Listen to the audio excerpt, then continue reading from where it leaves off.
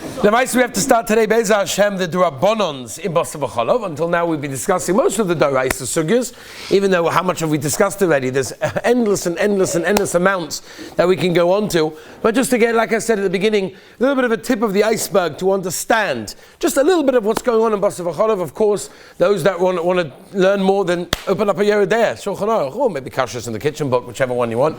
And off you go. You can learn over there. Al Kaponim, we're learning the Durabonons today, which are, it's very interesting, by the way. If you think about it, there are so many Durabonos, there's so many Isurei Durabonos by Basar V'Cholov, right? There's so many, and we're going to discuss many of them, whether it's waiting after meat, whether it's waiting after milk, whether it's eating on the same table, whether it's Maris Ayin, whether it's the Sugya of Milchika bread, a lot of Durabonons, right? The Doraisas we know is only when they were cooked together. We said that in the beginning, right? The Issa Doraisa Basar V'Cholov is only when you take milk and you take meat and you cook them in the normal way together. Everything that was not done in that way is not going to be an Issa Doraisa Basar V'Cholov. So if that's the case, we've got so many Durabonons. What's the pshat? So I asked once my Rebbe, Rabbi Zul Orbach Shlita, what's the pshat? Why there are so many Durabonons when it comes to Basar V'Cholov? So he said, very simple. He said, look, the Torah said 3 times, Lo Savar Shekadi B'Chalevi Moi. Torah said it could have said 1. It could have been just 1, almost. Could have been 1. Okay, why did it say 3? Because the Torah is makpid Nochamol to tell you this Issa. It's like when you go, L'havdil Elef Avdodis, you go, for example, to a construction area, and they're doing construction. So, the more dangerous it is, the more signs that there will be. Be careful, danger, be careful, you have to wear a hat, be careful, there's falling bricks, whatever it may be, right? So the more dangerous something is, the more likely is there going to be warnings about it. Therefore, the Torah gave us 3 warnings. So Rabbi Zul Orbach Shlita, the Heilige Son from Rabbi Shlomo Zalman, the Heilige Eidim from Rabbi Elyashiv, the brother-in-law of Rabbi Chaim Kanievsky, Mamash, surrounded by Gedolei Olam. Says to me, Avada, the Torah gave so much attention to it, so it means that Chazal understood that we have to make Zavis to make sure that no one gets to the Yisad Doraisa. So let's discuss now one of the most Nogea Shailas in Basar V'Cholov in the Durabonon aspect, and of course that is waiting after eating meat. Now it's interesting that if you learn the Sugya, all of a sudden it opens up your eyes to hey, I thought this was like, you open up a Gemara, and the Gemara is going to say, you got to wait 6 hours after eating meat. But that's not what it says. The Gemara says a very interesting thing. Okay, there's no makar, by the way, in Shas for waiting 6 hours after eating meat. Nowhere in Shas will you find a makar for 6 hours after eating meat. The only thing you will find is a Gemara in Chulin. We'll get to, I haven't said anything to be a question on. There's the only makar is a Gemara in Chulin Daf Kuf Hey Omar Aleph, where the Gemara says Ani Chana B'Chamra, which is translated as I am vinegar, the son of wine. What does that mean? I'm vinegar, the son of wine, right? Say, what's that? No. It's very simple. I'm vinegar, the son of wine, because my father, right? He says, my father waited 24 hours between meat and milk. Can you imagine? He waited 24 hours after a steak before he had a piece of cheese or whatever it may be. Me, he says, I only wait from Suda to Suda. So therefore, I am vinegar, the son of wine. My father, wow, was he able to accomplish 24 hours after that, right? So Rabbi Chaim Shmulevitz asked the famous kasha, and he says, I don't understand. What do you do? You're putting yourself down because you didn't do what your father did. Your father waited 24 hours out after meat, right? Which the Zohar Kodesh, of course, says as well that a person should do, that we're not going to go into. But Al Kaponim, what does this mean? Right, the famous Maisa with was the Chotkava, no? I think it was the Chotkava, no? I think it was the Chotkava. He had the minig like the Zohar Kodesh to wait 24 hours after eating meat, right? Zohar Kodesh, you go like boy, Mr. Mistoma. So Akaponim, he had that minig to do that, right? Now he had a big problem. Came to the Heilige Yontov of Shvius. Now there's a minig in Klal Yisrael to eat milchiks, right? Which we'll get to discuss where it comes from. We'll talk about it Be'ez Hashem next week. But Akaponim, there's a minig. So how was he become the minig? When you wait 24 hours after eating steaks, how are you meant to eat milchiks? He's got a problem, right? Because of course you have fleishiks for the Seder, because it's Yontov. So what are you meant to do then? So what he did was to Mekayim Minik Klal Yisrael, Zavadi ate meat, but just to Mekayim Minik Klal Yisrael, he took a milchik Ben Yomer spoon and he dipped it into his coffee. Now we know that Ben Yomer's got real tam. It goes out into the coffee, into the tea, whatever it was. But then he was Yotze Minik Klal Yisrael, the Heilige Shotkev Rebbe, by dipping a milchik Ben Yomer spoon into the tea, and he's Yotze eating milchiks in that way, right? Some would say that's not good enough, right? Okay. Some would say it's gavaldik. Now, how do we get onto this? So Chaim Shmulevitz says, I don't understand. You're saying that I'm weaker than my father. Like my father, he was able to wait 24 hours. Me, I could only wait misuda l'suda, from meal to meal, right? That's, by the way, the only bakar for waiting after meat, which we'll get to in a second what that means exactly. But Al Kaponim Chaim Shmuel says, I don't understand. What's the pshat? Just to do like your father. What's the big deal? So Chaim Shmuel says a big yesod, which be'etzem, by the way, Mistama the Olam found it last week in Parshas Bechukoisai. The Heilige Orach Chaim HaKadosh brings 42 pshatim to the words Im B'chukosai Telechu. So if you're familiar with Perish Zion, in Perish Zion, out of the 42, he brings down how important it is that before you take on chumras, make sure you do the Me'eka Hadin. People are busy taking chumras and being this and that. Just do what you need to do before you start taking on other things. All right. Anyway, Zogov Chaim Shmulevis, the Zelbazach over here. The pshat is he understood he wasn't on his father's madrega. Avadi could have waited theoretically 24 hours, but he wasn't on the madrega. Now, that is the makar for waiting after eating meat. The whole makar is, I waited misuda l'suda. Now, what does that mean? How do we define misuda l'suda? So that's the shaila. So we'll go with the first mahalach, and that is, it's approximately 15 seconds. Tosfos says 15 seconds. Now, 1 minute. Look at Tosfos. He doesn't say 15 seconds. So where am I getting 15 seconds from? Because Tosfos says the amount of time it takes to bench. 15 seconds? What is it, 20? How does it take you ready to bench already, right? Halavai, right? What does it take? It depends who you are. Here, it depends how much you have the Rabbeinu Shalom. But Al Kaponim, right, it takes the time to bench. As I state in Tosfos, how long do you have to wait after eating meat? Misuda l'suda. As long as Tosfos, it's not in the same meal. So you bench, you're out of the suda. Now you can eat cheese. Tosfos is a gavaldige yid, right? It was good enough for him, it's good enough for me. No, chas v'shom, we don't paskin like Tosfos. So therefore the question is, where are we getting the 6-hour business from? So the Rambam famously says, if you look at the Rambam, Hilchos Ma'achas Asuros, he says, and I quote the Lashon, K-sheish shores.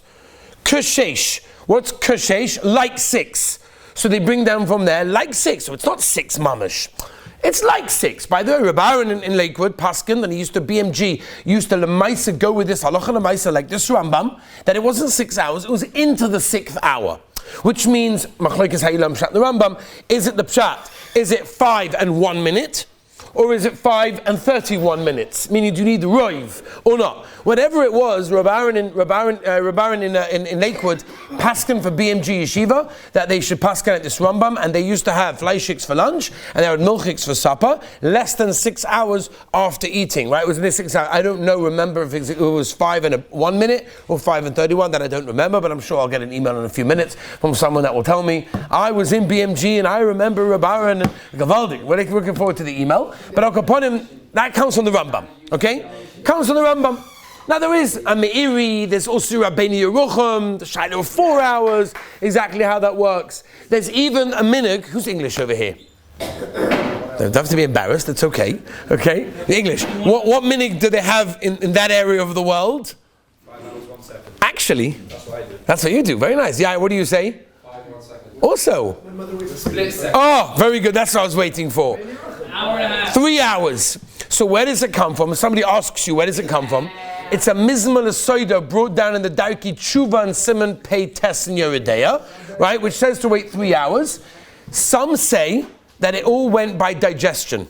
In other words, because they used to live in areas of the world that the digestion was much quicker, so therefore they were able to have milk within a shorter period of time because the digestion system was quicker. Which is why in Holland and in other places where they still have a minig adu yom hazeh to wait 1 hour, which is lemaisa the psak of the Ramah. The Ramah says you only have to wait 1 hour, and that's what they wait in Holland. It comes also because of the area that they were living used to cause the digestion to work quicker, which would mean if you don't live there anymore, you better have no heter for that. Now, where does 6 hours where do we get 6 hours from? So really the Gemara in Pesachim and the Gemara in Brachos is Mavor, like Sudas Talmud Chacham was approximately every 6 hours. That's really where the makor of 6 comes from. It's because Misuda L'Suda in the Gemara in Chol and Kuf Hey, that's quoted, I wait Misuda. The Suda is L'maisa, the Suda of Talmud Chacham was around 6 hours apart from each other, Gemara in Pesachim, Gemara in Brachos. And if that's the case, that would obviously be Misuda L'Suda. Now the Shulchan Aruch says, and for the Sfaradim, there's Emar Adabeh, it's Pashut, that you have to wait 6 hours. He doesn't say like the Rambam, Kashrus. The Rambam says you got to wait 6 hours, period, end. There's nothing to talk about. Sfaradim, 6 hours. Comes along the Ramah and says, no, you can only wait 1 hour, which is interesting because he gives a makor from Tosfos, which sounded like the Ramah took about an hour to bench, which is why he had to wait an hour. But whatever it is, that's where everything comes from. And the Ramah does bring down that it's nochoin, it's good for a person to wait 6, of which the Shach and the Taz over there in Yeridei Simon Peitesiv Olive say that anyone that has a reach of Torah, a shmek of Torah inside him, Avad is going to wait 6 hours. The Chachmas Adam paskins that if a person doesn't wait 6 hours, he's over on a nedal. Titosh Torah Simecha. So state in the Heiliger Chachmas Adam. And the following poskim, for those of you that are writing, also say that you have to wait 6 hours. That's the Rokeach, the Ran, the Ogur, the Kolboy, the Torah, Ben Yerucham, the Be'ir, the Bala'it, the Rosh, the Rashba, the Rif, the Ram, the Rabbeinu Chananel. And the Shulchan Aruch says clearly that you have to wait 6 hours. As I state. Now, very important. Because it's not brought down in the Gemara, and because there's a machlokes about it, in a situation where there's going to be a choila, which we'll talk about, we can sometimes be mekel, right? This means, Moish, that it's not a loophole when a person has a heta to wait less than 6 hours. The pshat is we're being soimich on the shitas who hold that you're allowed to wait less than 6 hours in a situation of shas atchat, when in a regular case of you should wait 6 hours because that's the ikadin. It's not a loophole. It's not a heta. Pshat is we're soimich on the other shitas.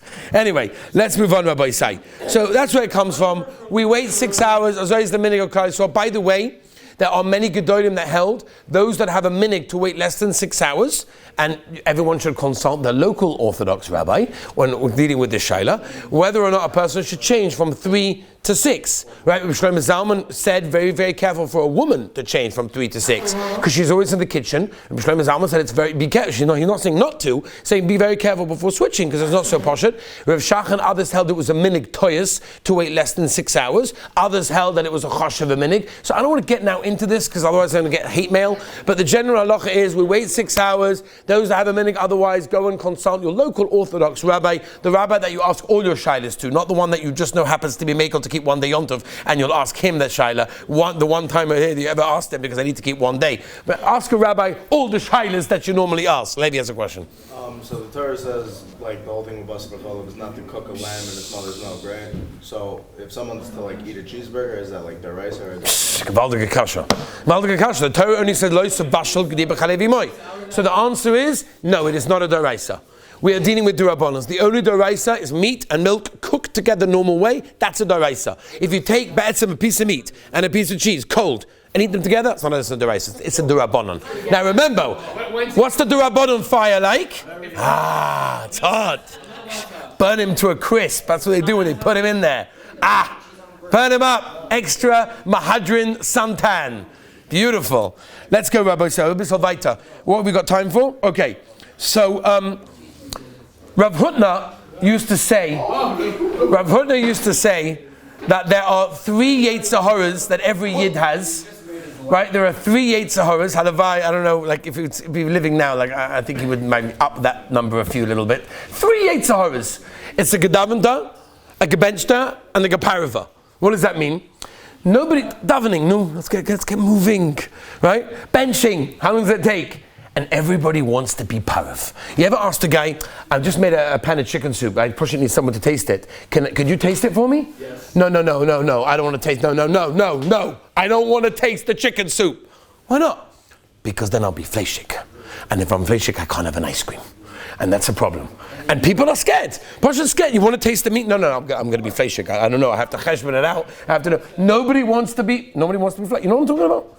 It's not crazy, right? It's not just me, okay? Al Kaponim Rabbi says it's a very serious Eitzah that people have to realize that people don't want to do that. We mentioned the case of the Rebbe, right? We talked about it over here, about the Heiliger Rebbe that wanted to eat steak, right? Yeah. We did, right? Avada. Wouldn't we shove it to the Rebbeinu Shalom for 6 hours now? Once he eats steak, it's like a Valdig. You know, Baal Tshuva came to Reb Chaim Kanievsky, Zeichat Tzaddik v'Kodesh Levacha, and there was a whole group of them, and they were all going to Reb Chaim to get a bracha from the Heiliger Rebbe. And each all got a bracha, whatever it was. One particular boy was desperate to get a bracha for shidduch. He was mamish desperate to get a bracha for shidduch. He was ready 23, 24. You know, he was ready looking for a shidduch. He was really, really excited to get a shidduch. So he said he was going to ask Reb Chaim for a shidduch. And you know, everything Reb Chaim said, you know, was Mekayim, God Lador, Tzaddik Ador, unbelievable. And came his time to get, he was in front of Reb Chaim. Can you imagine? You're right in front of Reb Chaim, right? So he said, shidduch. Right? I didn't know what to say in Hebrew, whatever. Shidduch. And Reb Chaim looked at him and says, Lo yisavashal gedi b'chalei v'moi. Now you know how it goes by Reb Chaim, right?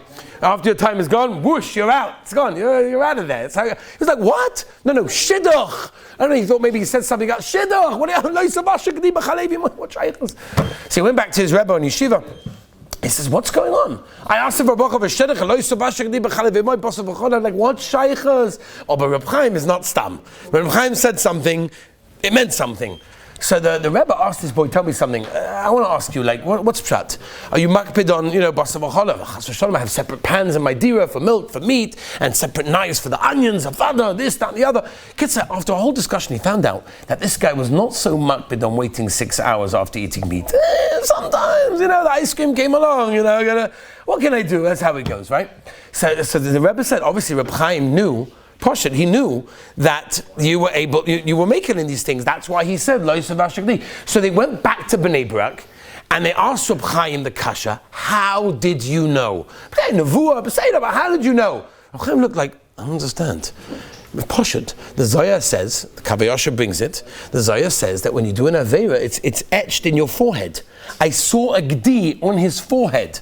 I was able to see that he was making in these halachas, okay? You want to know who could see these things? Chaim Kanievsky, Avada saw these things. Avada. So, Kaponim Rabbi say, we're dealing with something that's very gavaldik, it's very, very negeya. Tomorrow, Be'ezus Hashem, we're going to try to understand why do we wait, and according to the reasons of why we wait, can we be makel in many cases, like, for example, when you buy French fries from a restaurant that's a fleishik restaurant, and the question that comes in, Rebbe, do I have to wait 6 hours after those French fries? Were they fried in the same oil as the schnitzel? Right? All of these sorts of shilas that we'll be talking about Be'ezus Hashem tomorrow. Join us and have a wonderful day.